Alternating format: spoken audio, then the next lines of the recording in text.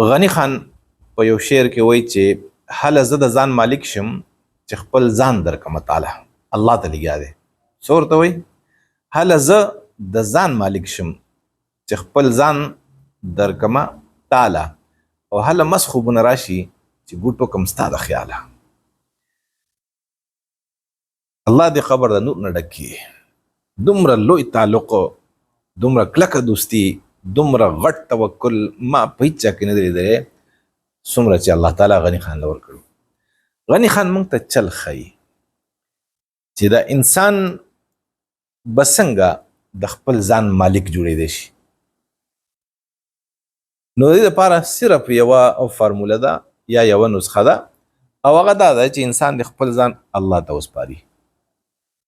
هله زه د ځان مالک شم چې خپل ځان درکمه تعالی. ځان سپارل چاته؟ الله ته.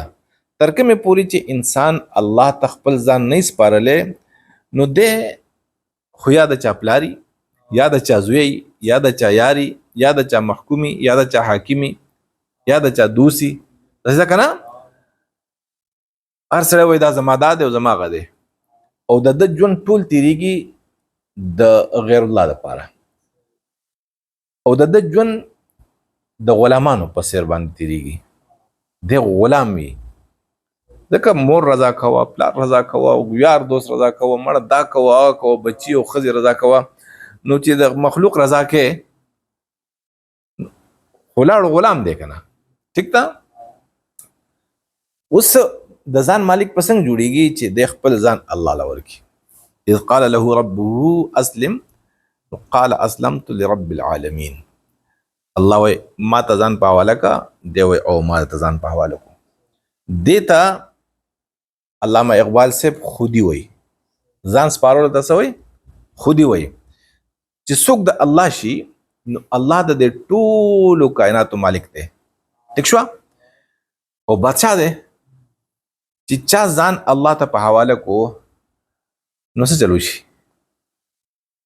هغه رحمان بابا وایي څه تعجب دی که تمام جهان زما شو. څه تعجب دی که تمام جهان زما شو چې بادشاه د درس جهان مې دی موندلی.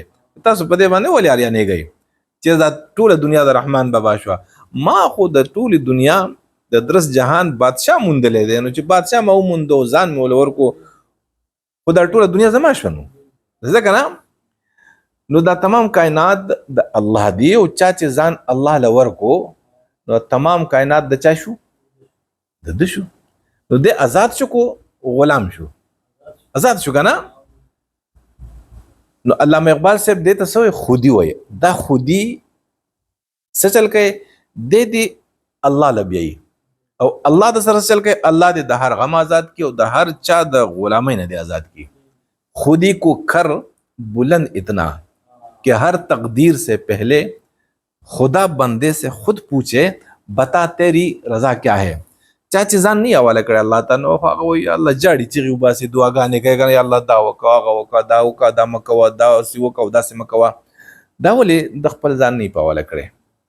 او چې څوک ځان په حواله کړي نو د ده خو د الله سره یاري شوه. بیا الله دې تپوس کوي وایه څه وکړم او څنګه وکړم. خدا بندے سے خود پوچھے بتا تیری رضا کیا ہے. ته څه غواړې ما پرېږده وایه.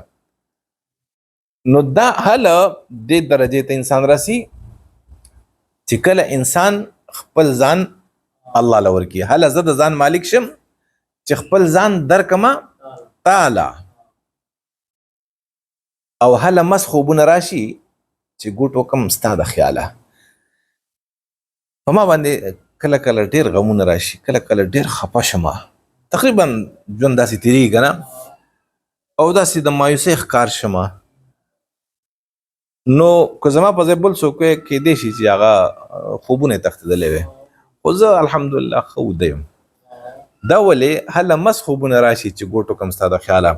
هر څومره پریشانی او خفګان چې په ما راشي زه یم زما یار خو شته که نه هغه پوه شه کار یې پوه شه. نو یو انسان ته به اطمینان هله نصیب کیږي چې کله دی د الله تعالی نه پر امیدی په هغه یقین وي چیرې زما یار مانی شي خفه کولای نه هله مس خوبونه راشي چې ګوټ وکم ستاده خیاله نو دیتا د توکل شعر وای او موږ له پکار دي چې موږ خپل ځان الله ته په حواله کو نه په حواله کو ځان مخلوق ته پراتیو او مخلوق ورانه د فوټبال بال جوړ کړي کله بن یو په لولې کله بل پلا